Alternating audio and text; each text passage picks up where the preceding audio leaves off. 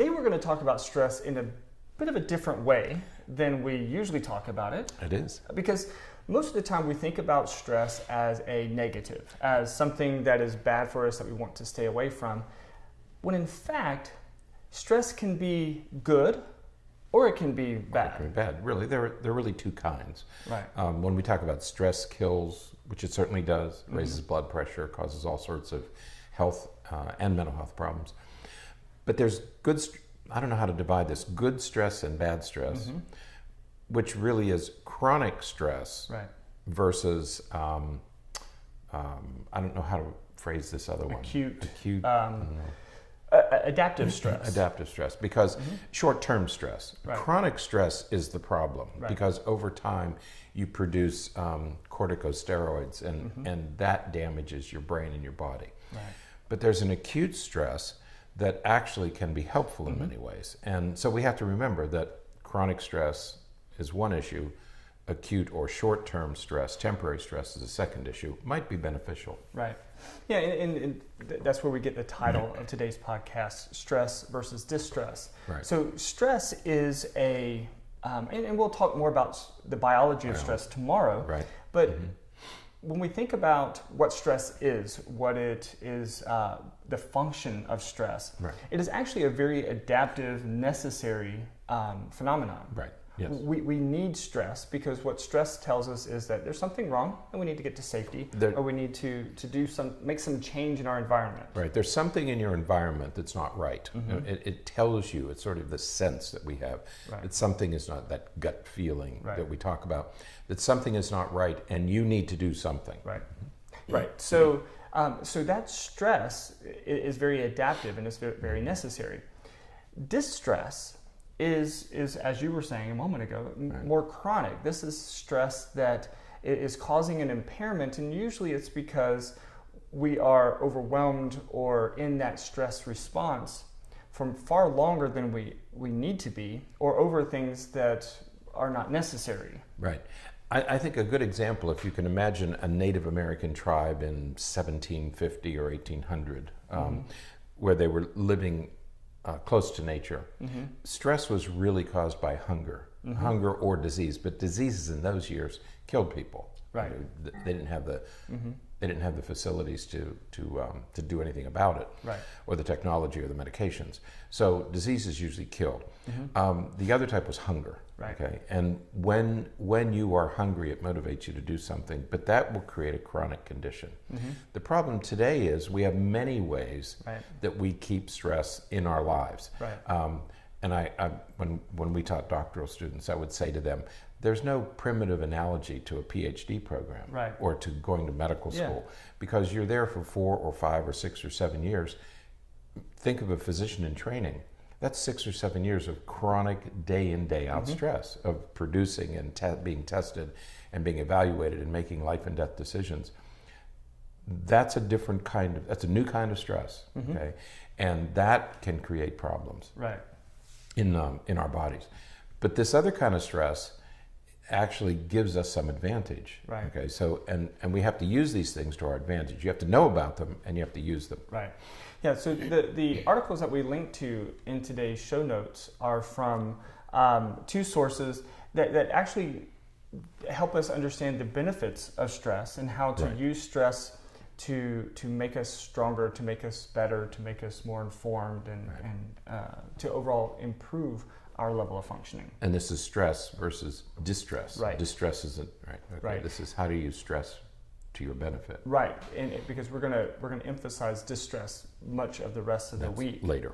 So when we think about using stress to our benefit, again we're differentiating good stress from bad stress, and so when we think about good stress, one of the things that research has shown is that good stress improves our cognitive functioning. Right. Surprisingly. Yeah. Because and in a way it hopefully will make sense that it improves our cognitive functioning, because it puts us in situations where we have to make decisions and we have to problem solve and we have to do things that we know exercise some of those good cognitive functionings that we want to foster. Right. When you're under stress, your brain becomes a little bit better at what it normally does.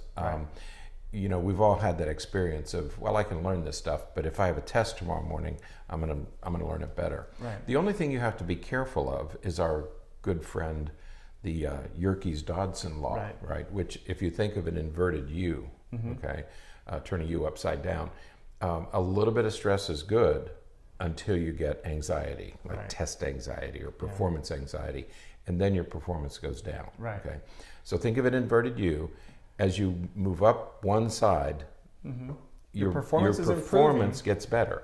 When I do talks, you get nervous. I do talks, and we both do workshops in front of 500 strangers, and you're always a little bit edgy. You're always a little bit nervous, but that nervousness improves my performance, and I remember things that in the normal course of a day I don't even know that I know. But in front of a large audience, a little bit of stress, and it makes your performance better. It makes your memory better. Exactly. Okay? So it enhances memory, it enhances performance. Yeah. Until it crosses that threshold at the top, and then your performance starts to go down as your anxiety is getting higher. Because you're so anxious that then it starts to interfere. Right. So you have to balance that very well. So. Right. The second thing that, second benefit to good stress is that it can actually keep you healthy. It can help you dodge a cold. I didn't know this about acute stress.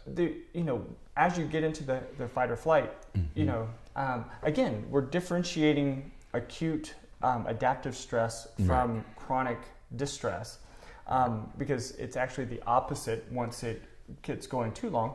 But cortisol, for example, that is released when you're stressed, is an anti-inflammatory.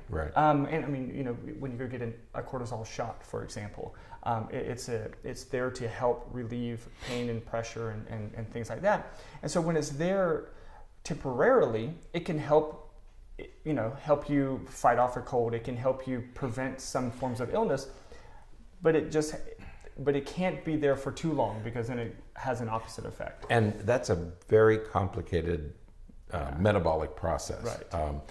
Because when you think of it, the corticosteroids that we produce are sort of our body's ibuprofen or Aleve. This is your body's endogenous anti-inflammatory, which can have a positive effect. But you're not meant to do it every single day for weeks and months and years at a time. That's when it becomes damaging. But a little bit is okay. You actually produce something called interleukins that actually help you ward off. And we see this, where I used to see this was with new brides. Weddings are very stressful events for some. And, if you're planning a big wedding and you have all these decisions to make and you have two families that are getting together, it's very stressful, and everybody makes it through to the wedding, and then they get sick on the honeymoon. Okay? Because by then so your body has kept you going. There's somehow this mechanism keeps you going through the event itself, and then everybody falls apart. Everybody gets sick. So, or athletic competitions, you're okay through the game, but then you get pneumonia after. Or around midterms and final exams. Absolutely. That's another good one. You get through final exams and you go home to your parents and fall apart. Exactly. Now the third thing, third benefit of good stress is that it makes you stronger. It makes you more, we think of grit, People who have grit are those who have endured stress and come out the other side a little bit more informed, a little bit tougher. And we say to parents all the time, don't rescue your children from their calamities. Let them work through it, because in working through these stressful events, you become more confident, you become more resilient. You realize, it's taken me a lifetime, but you realize that it's never as bad as it seems. You can work through this stuff and make things better as you work through it. But that takes years of experiencing stressful events. So let your children experience them. It'll be good for them. Exactly. And then number 4 goes along with just exactly what you were just talking about, and it helps enhance child development. And there was another study mentioned, I think it's in this article, that a study was done at Johns Hopkins of pregnant women. That pregnant women who had mildly stressful pregnancies, their children did a little bit better developmentally than women who reported a calm I don't know what I would advise about that. I don't know. It's like A little bit of stress is okay, but too much, and I don't know where that line is here. You know, they talk about a little bit, you know, you can have 1 glass of wine a day. I don't know where those lines are with pregnancy. Right. And to me, and I didn't go in to look at that study, but to me there's so many additional factors. So many other variables. Because what parent reports no stress? That's right. I mean, so what kind of what's going on in that family where there's no stress at all? Right. That makes me very suspicious. Right. Because So, very rarely do you ever hear of a mother, a pregnant mother, describing no stress at all. right. Yeah. Maybe in the first 2 or 3 months, Right. you know, they're excited and it's positive, but by the end of the pregnancy, most people are saying, fun. I've had enough fun for 9 months. It's tough. Right. So I'd be very careful with that one. But we know that it enhances child development for kids who have to struggle through things. Right. So, and there's a second, we posted a second, but it's similar to these, if you want to take a look at it. I think the one that they added was resilience. It makes you more resilient. Makes you more resilient, which is the same thing as being tough. Right, being tough. But you know, enduring stress, because we all experience stress, but to endure stress helps us be able to endure the next round of stress that we experience. We're going to experience stress in our life. Well, you should if you're always improving. If you're always testing yourself and you're always improving and you're always becoming a better version of yourself, you're going to encounter stress. And again, let's be honest. If you live and engage in the world today, you're going to experience stress. Right. Whether it's financial stress, whether it's relationship stress, whether it's stress about the state of the United States, as we talked about yesterday, or just humanitarian stress, whatever the case may be, if you're going to experience some stress. And so the goal isn't to avoid all stress, because I don't know that that's really possible. The goal really is to make sure that when you experience stress, that you respond to it appropriately, that you manage it appropriately, and that you resolve those issues so that you can then move on and leave that stressful state and return to homeostasis. Yeah, in our practice, we talk to our families in terms of being well, getting well, being in good health. And good health means you have to sleep well, you have to eat well, you have to exercise.